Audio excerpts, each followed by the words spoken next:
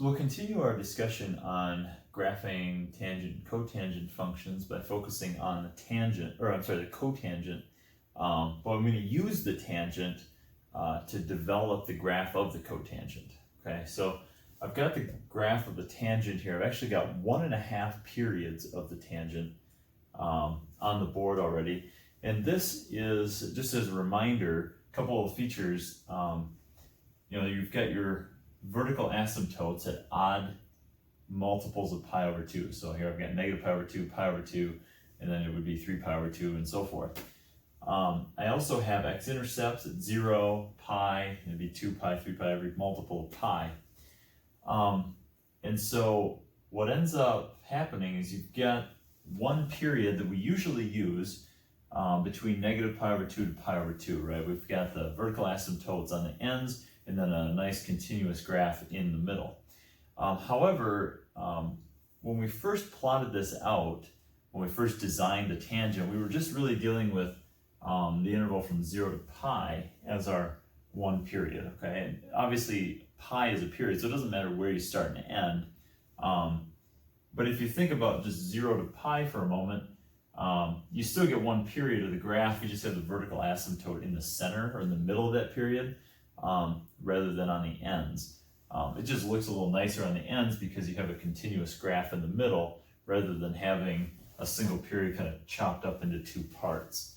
But that's all. It's still one period either way you look at it. But I put it up here because I think it's going to be helpful to have all 1.5 periods of this to work through the tangent graph. Or I'm sorry, the cotangent graph. I keep saying that wrong. Okay, so the cotangent. Let's for a moment consider that the cotangent is the reciprocal of the tangent. Okay, so it is 1 over the tangent. All right.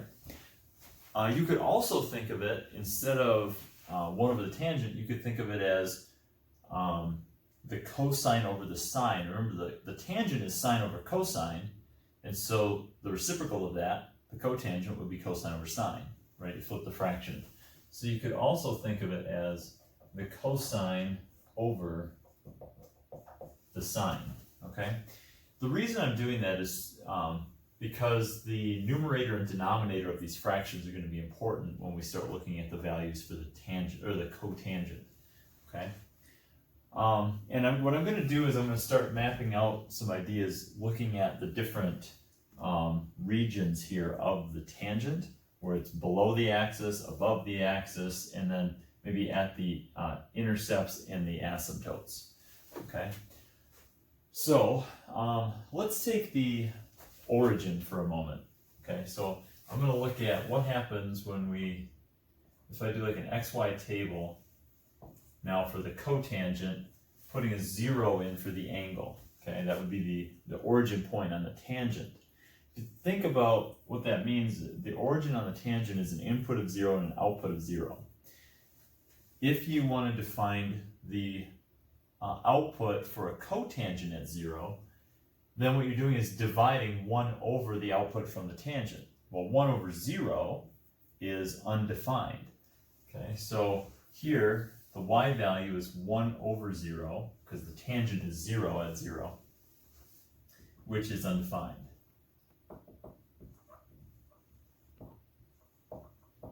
Okay, and so the cotangent is undefined at 0.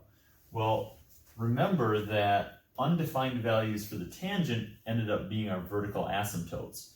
So what we end up with a cotangent is a vertical asymptote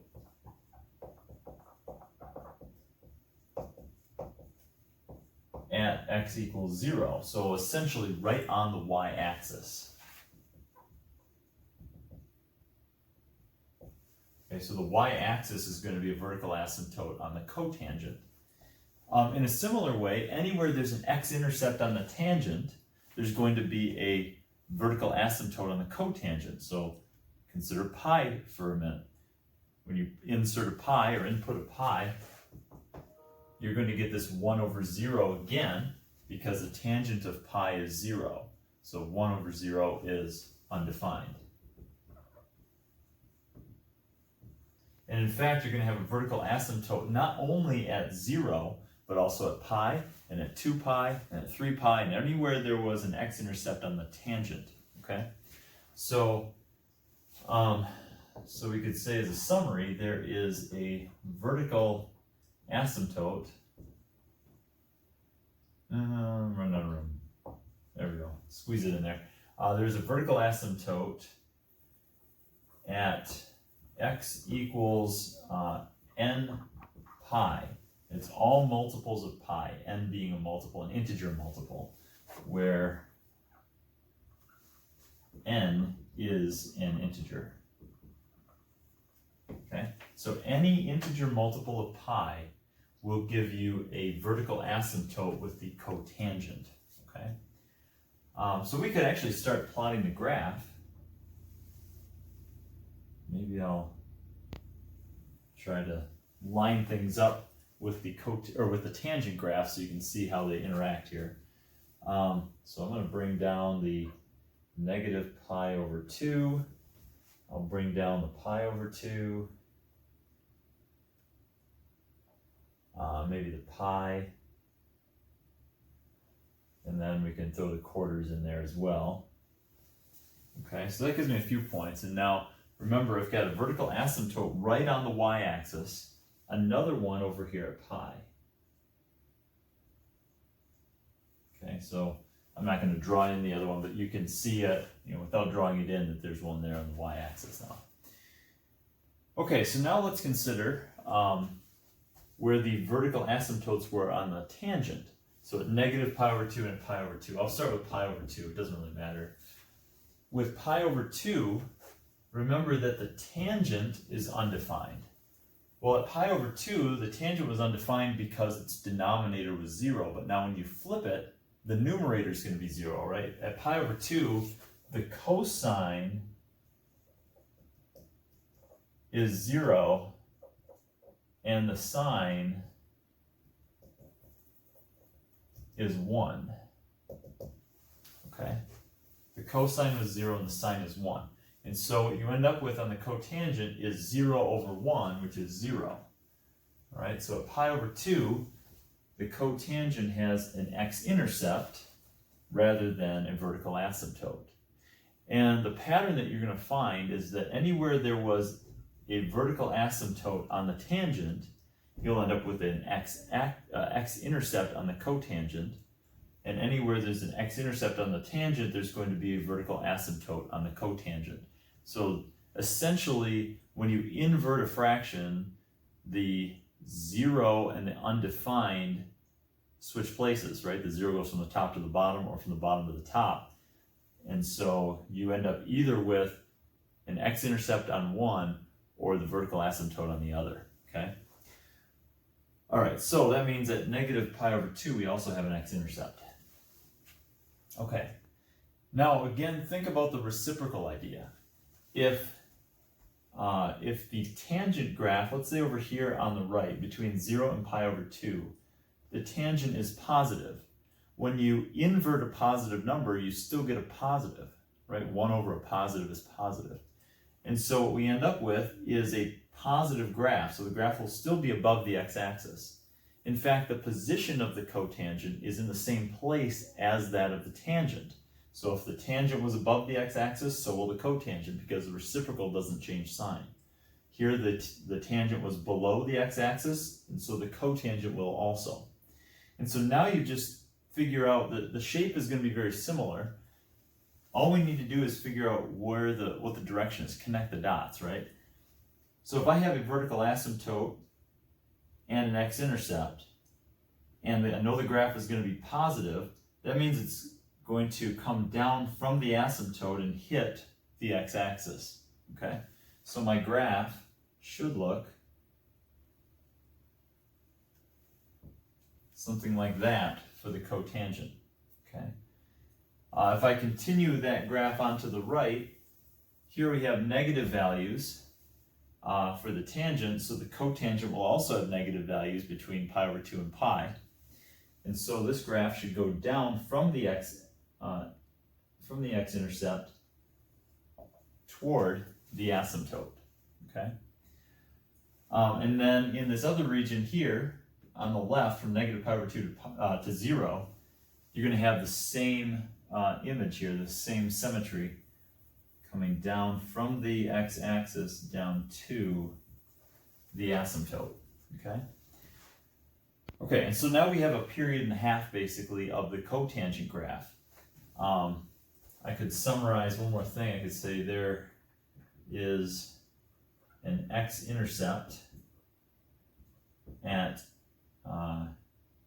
x equals, now remember the x-intercept, or the x-intercepts would be the odd multiples of pi over 2, negative pi over 2, pi over 2, 3 pi over 2, 5 pi over 2, and so forth. So I've got to put an odd number like 2n plus 1 times pi over 2, okay? And again, n is an integer.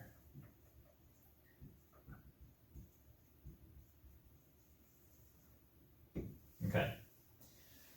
All right, so that gives me a decent summary then for the cotangent.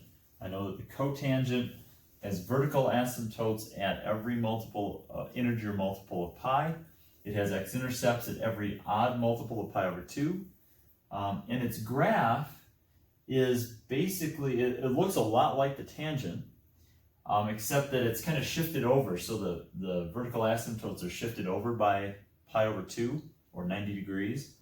And instead of increasing between them, it's going to be decreasing between them.